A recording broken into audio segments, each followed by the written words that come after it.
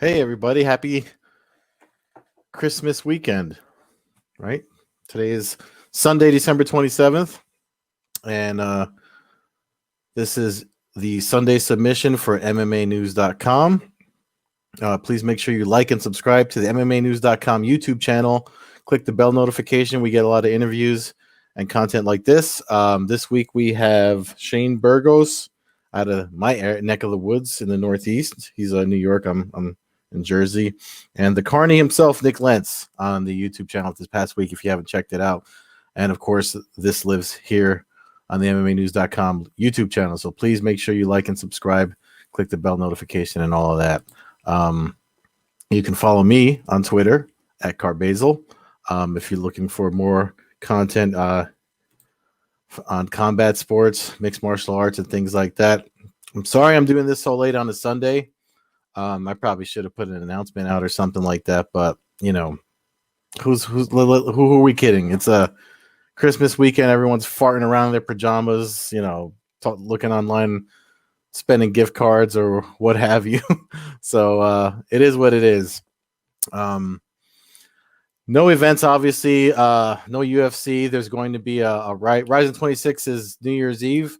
It's in Japan, so they're ahead of us. I feel like that's going to be at a weird time. I have to look at the time difference, but Rising 26, if you Google the time difference, you know, that's probably the next biggest, one of the next biggest combat sports events coming up, I should say. Chael Sonnen surprised us with he's actually throwing together another submission underground on the 30th. So if you have UFC Fight Pass, speaking of UFC Fight Pass, I think I was bragging about UFC Fight Pass last weekend or the weekend before. I forget which Sunday submission it was, but they just did the fight lore for Kazushi Sakuraba, and I gotta say, if you're new to MMA, and you want to explore the sport a little deeper than just your standard, you know, everything UFC and what have you, get UFC Fight Pass and watch the Kazushi Sakuraba fight lore. I watched it as soon as I knew it came out. Whatever day that was, I watched it that night. I think it was Wednesday. That's a trip down memory lane that I think is like it's a required viewing for combat sports fans or mixed martial arts fan. I have a whole list of stuff like that. I actually did a list at another website of some required viewing.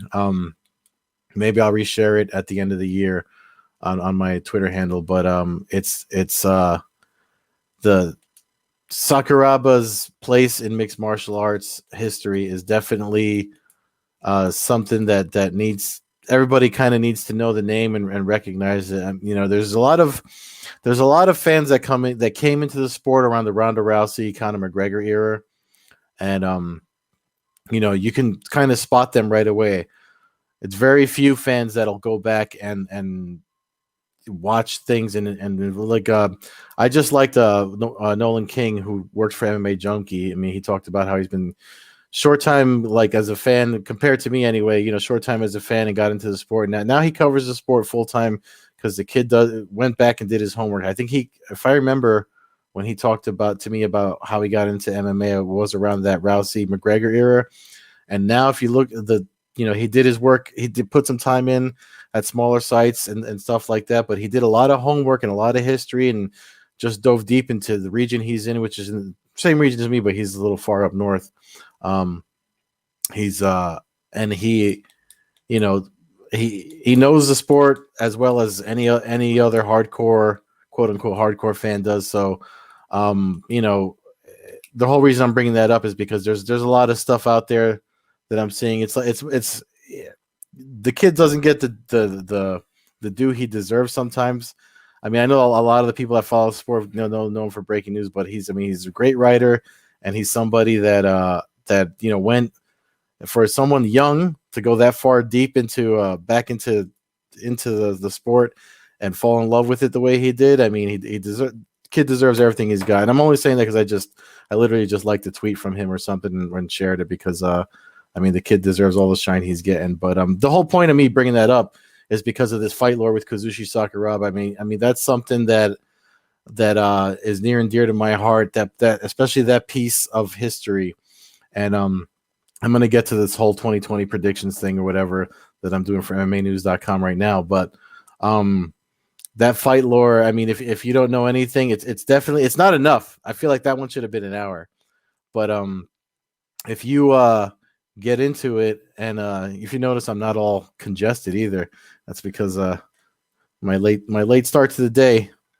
Figured I'd whip out a Bloody Mary for the holiday weekend Sunday submission, but the thing about that particular fight lore that grabbed me was because when it was over, I wanted to see more, and you know, Kazushi Sakuraba's history with the UFC and pride, and you know, the fact that he came from pro wrestling, and you know, it's something that I think newer fans would enjoy looking back, and it would help folks appreciate the what the guys put on the line and stuff like that. The guys being the athletes, you know, the when you choose the fighting life, what you put on the line, and what the passion for it and where it all comes from, you know. So make sure you check that out. That's a great episode. I actually didn't have that on my list of notes to talk about, but I kind of just fell into that right now.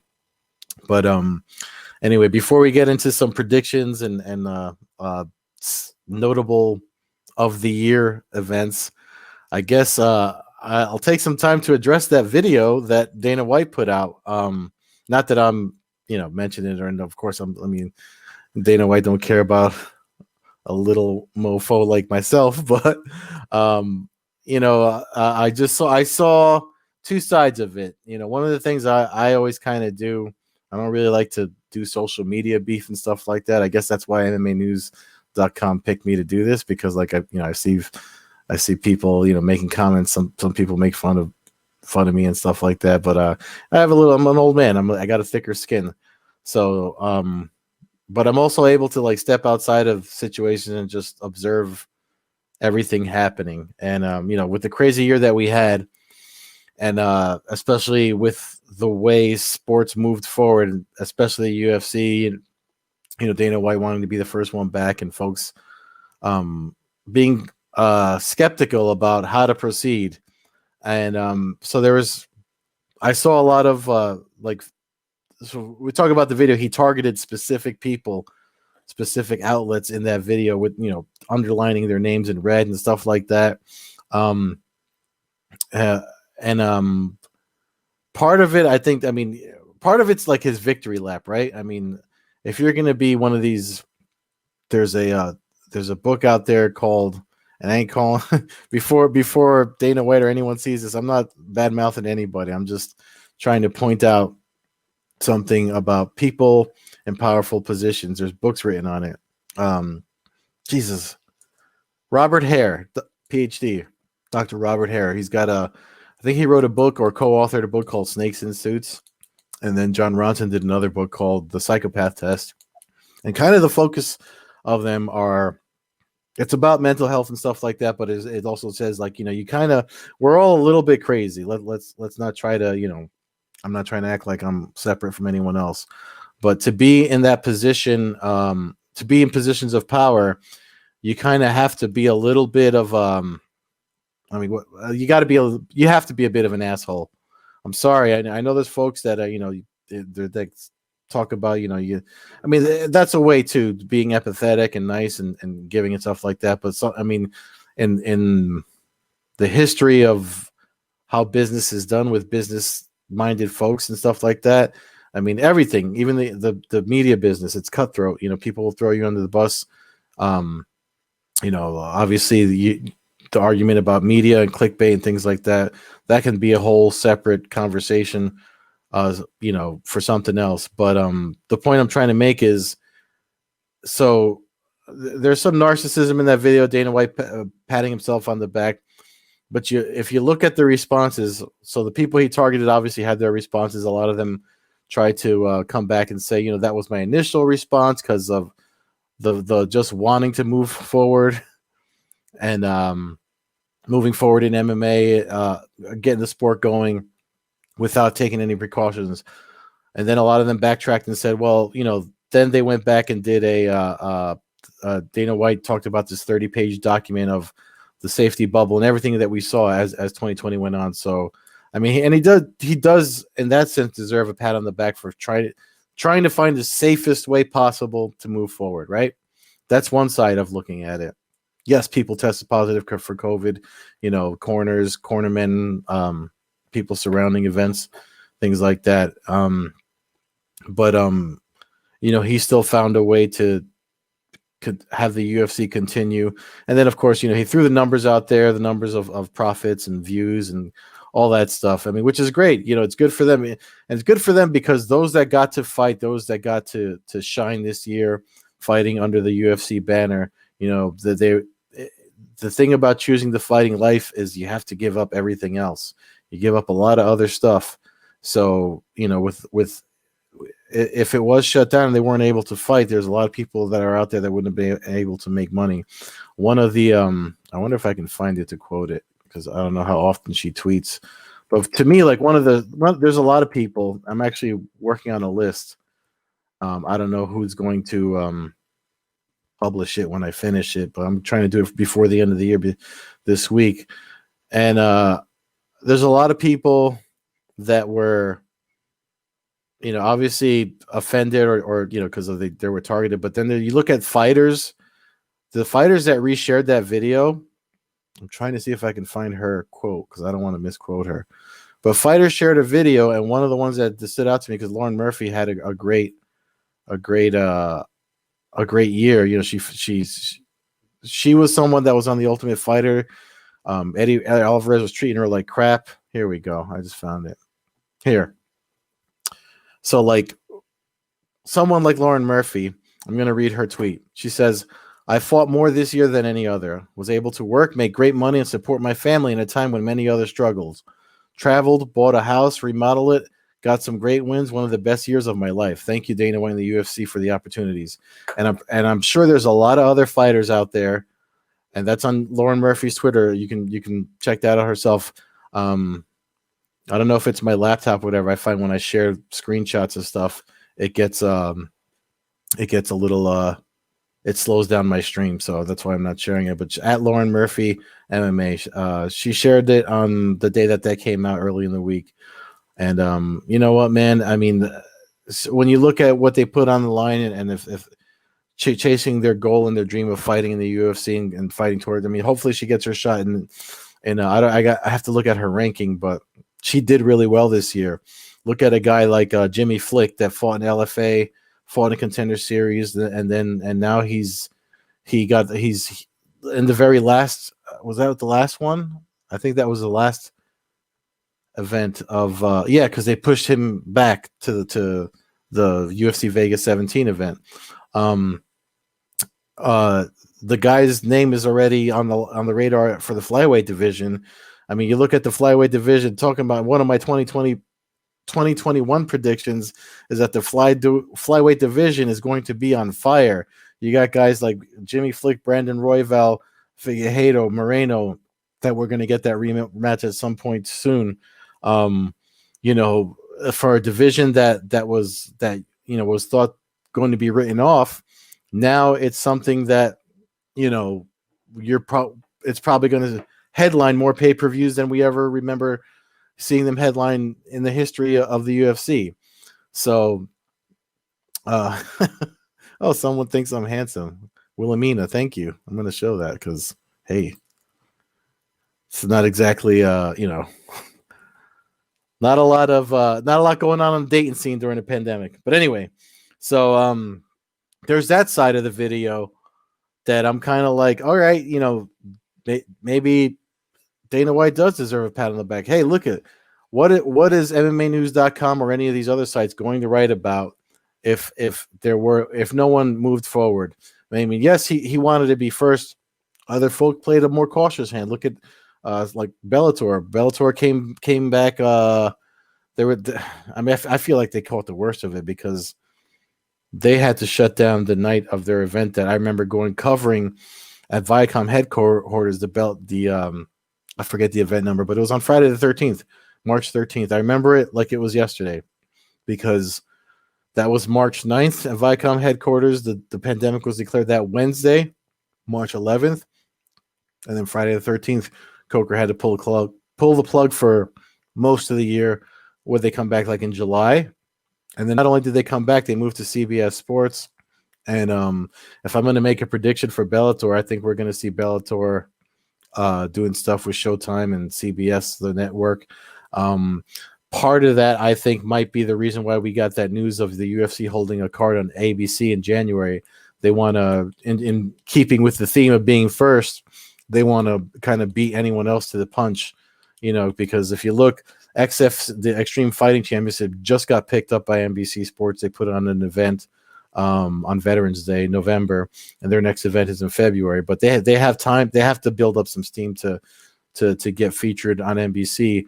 If you remember, I think it was World Series of Fighting, their last New Year's Eve event. They did the prelims on NBC Sports, and then they moved it to regular NBC. And even though the numbers, I can't remember the numbers, but it was their highest rated WSOF event by moving that. So there's something to be said for moving to, NBC, or rather the our broadcast station. So that move by the UFC is definitely something that we need to keep an eye on. But I feel like a lot of stuff that they're doing is like some is to try to beat certain things to the punch. And one of my, and this is more me being, tinfoil hat conspiracy theory Eddie.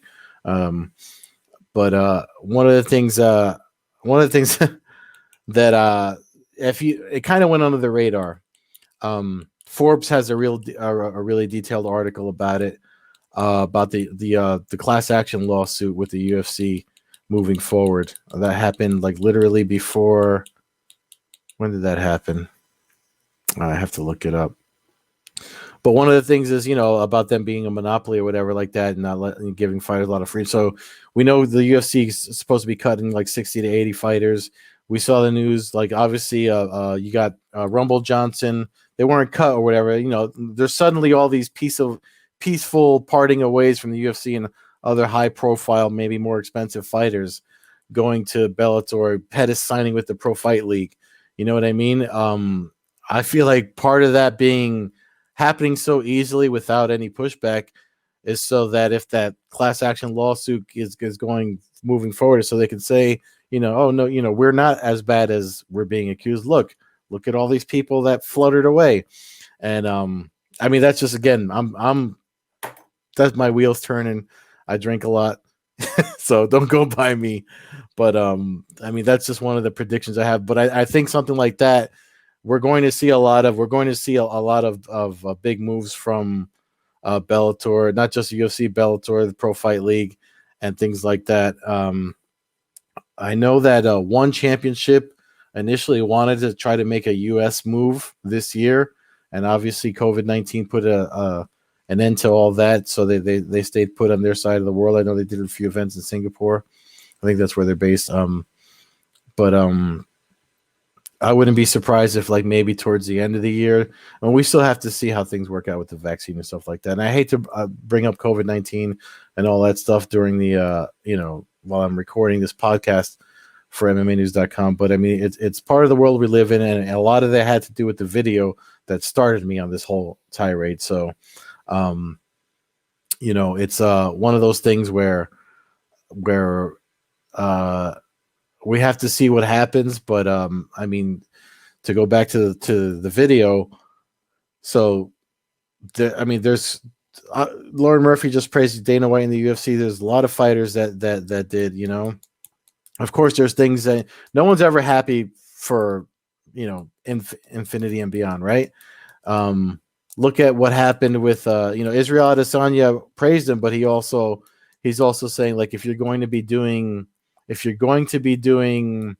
these closed off thing, because he's brought up a few times in his social media that, you need to look at the mental health of fighters being locked away and bubbled up for the safety of an event. I mean, it's the safety of the event, it's the safety for them to earn the money, that the way they've chosen to live their lives to earn money. So, so I think, I don't know if his victory lap was, he could have done it another way. He could have said, listen, you guys were wrong. He could have just generalized it, but he targeted a few people. And again, I mean, if that's the shots he wants to take, I guess that's the shots he's going to take. But I think there's two sides of it. I mean, the growth of the sport doesn't happen if there is no sport. So, I mean, I'm out of it. I mean, I don't like to get political or anything like that. I mean, I have my own podcast where I get a little more free with my words. Me and my co-host Matt Hawkins, if you haven't checked it out, Coast to Coast Combat Hour, and we've gone on record and said, listen, yes, we were worried about events. This was like March, April. We actually had a ringside physician come on to discuss because we know we're not experts. So we wanted to talk to someone that's as close to an expert that we could get access to. And, you know, the thing is, it's you don't know what's going to happen until you try to do something, right? It's like stepping on ice that might break. You know, you don't know if you're going to make it across the pond if you don't try.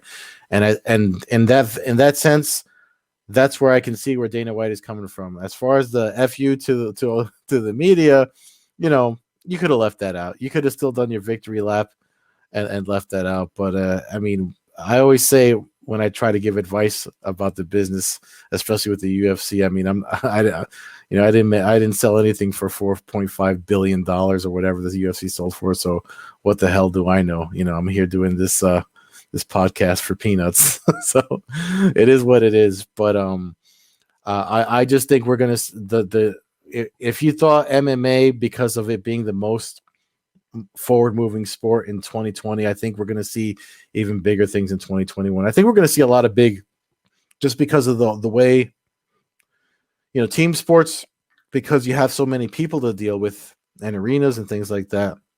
It seems like they had a harder time than combat sports. So I wouldn't be surprised if MMA, boxing, hell, even maybe some submission only events will get some real shine in 2021 as the sport evolves, because there's some cool things that a lot of folks do out there that I think would catch on if there were just more eyeballs on it. And if anything, 2020, with having so many people sitting at home and playing it safe or whatever it is, looking for something to escape with, combat sports was able to do that. I mean, we're obviously going to see more YouTuber versus pro fighter fights, with all the buzz, Jake Paul and Logan Paul. I only figured out, I think, a couple of weeks ago that they're brothers and they both fight. So I'm not trying to be a dick. I'm an old man and I didn't know that. I mean, I know who Jake Paul was because he was under the Tyson card. Because I think I might have said something about that when that Mayweather put out that announcement of, I might have named the wrong Paul brother. So I apologize, but that's what happens when you're an old head in the combat sports game and not a young hustler like Nolan King. So I think 2021 is going to be even bigger for combat sports. I think more fighters are going to be household names.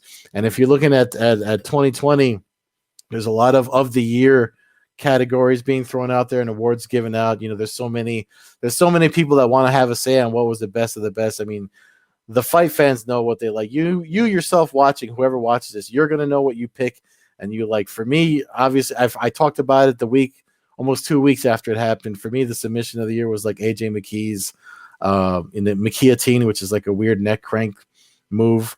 Knockout of the year. I think you'd be hard pressed to find someone not picking Joaquin Buckley's Taekwondo matrix-like kick.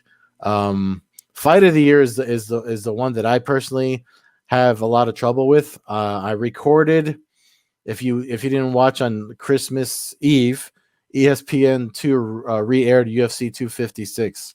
I recorded it so that I can watch, because I don't think it's going to hit Fight Pass until next month, because it's from in the same month. So I recorded it so I could rewatch Moreno versus Figueiredo and Joanna. I can't pronounce her last name. Joanna, former champion, versus Weili Zhang.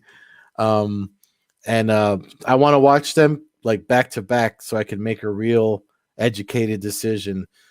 But I mean, I did have to pick it for one of the outlets I write for, and my argument for leaning towards Figueiredo Moreno was because it was I can't think of the last time a fight happened that went to a draw. All 5 rounds went to a draw, and I was actually happy that it went to a draw because I myself couldn't really pick who won the fight. with Joanna and Zhang or Wei Li. I'm sorry if I mixed that up. I always mix that up. I leaned towards Wei Li winning because of how badly Joanna took damage. I mean, she gave as good as she got, but that's kind of why I leaned towards. So and it's definitely I wouldn't be surprised if that winds up winning fight of the year all over the place, but it was one of the earlier ones. There's a lot of fights this year that folks could have picked, but that's one that I think Moreno Figueiredo, the fact that it went to a draw and I was happy with it, that it absolutely needs to happen again. That's why I'm leaning more towards that than the ladies. I mean, so sorry, ladies. I'm not trying to be, it's got nothing to do with men versus women or nothing like that. To me, that was just, but there's also the argument that it's the fresher fight in my mind too. That's why I have to watch them back to back. And, to watch 10 rounds of MMA, it's going to take some time. I'll probably do it tonight. And maybe I'll write something up for somebody about them two being contenders after everyone gets their own picks out, because I think MMA Junkie does their own of the year things. Sure Dog definitely does it. We don't do it here at MMAnews.com. There's just not enough of us, and it would be nice to see, because there's a few folks from different fan base eras of MMA that I was talking about earlier. It'd be nice to see where a lot of folks' heads are at. I have a feeling I know what some folks would pick, but it is what it is. But New Year's is coming up. Rising 26. Keep an eye on that card. I mean, just stop crying about on social media about no UFC. Rising's got a hot card coming up. There's an oddly placed fight with Takanori Gomi and Kuzi. Rising special standing bout rules. I don't know what they are. I think it's all striking, no takedowns. Which I feel like elbows might be allowed. It doesn't say, because they're the press release they put out. So just so you know, the main event is Kai Asakura versus Kyoji Horaguchi. I actually wrote about that when it was announced on MMAnews.com. So you can read about the history between them two and why that's happening. Because so they have elbows allowed. There's little parentheses, MMA rules, elbows allowed. I guess because of all the different fights that they're having, because there's Nadaka Yoshinari versus Fetmalai Fetjgranvit. Sorry if I'm reading that messed up, but there's a kickboxing event on there, mostly MMA fights. The special standing bout rules is the Gomi versus Kuzi one, which is kind of good. I feel like that favors Gomi, because Gomi is notoriously, if you want to beat Gomi, just try to choke him out. If you check out his records, I mean, I know he's been, I feel like he's been TKO'd and stuff before, but he's definitely susceptible to getting choked. I found that out, back when he was in his prime. So, but hey, I mean, when it comes to Japanese MMA, you throw names like that in there. It's funny. I'm talking about Ryzen and Sakuraba in the same Sunday submission, but that's probably on purpose, with the release of that fight lore and the fact that Japan MMA, they've always done something on New Year's Eve. So this is what we have to look forward to this week. So it's probably going to be the biggest event next to, obviously bout announcements and stuff coming up as we move towards the end of the year. So listen, I hope you all had as good a year as you could possibly have with everything going on. My condolences to those that have lost folks and things like that. I mean, I know it hasn't been easy. So if you've come to this to escape, I appreciate you, especially you, Luke Lopez, who seems to always tune in. And those that watch these little, I always do these on Periscope and Twitch. So folks that have swung by and tuned in, thank you so much. I hope you all had a Merry Christmas with as safely as you could with family and friends. Have a Happy New Year. Do the same on New Year's Eve. Get yourself a drink or two. I'll finish up my margarita, my Bloody Mary. And thank you for tuning into Sunday Submission. I'll see you in 2021. Peace.